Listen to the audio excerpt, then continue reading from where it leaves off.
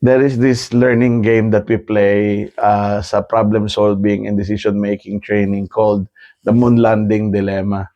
The goal of that learning game is for the participants to appreciate the thought process that goes into understanding a problem and coming up with a solution.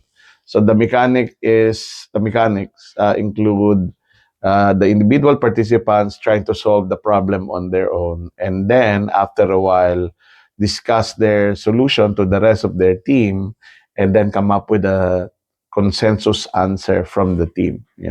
So we expect them to argue, to debate, exchange ideas and opinions, and then make a decision as a team.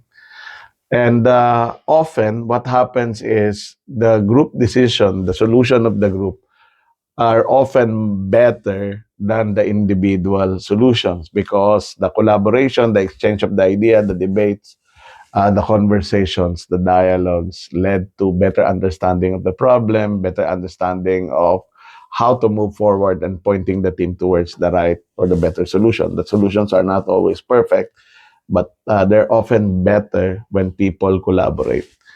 Ngayon, may mga occasions when merong isang team member na ang score niya ay higher than the team score. And people laugh at it because we joke about that person's failure to contribute to group performance. And there are two possible reasons for that. One is the group failed to listen to that one person, or that one person uh, did not make an effort or failed to explain to the group the rationale behind their solution.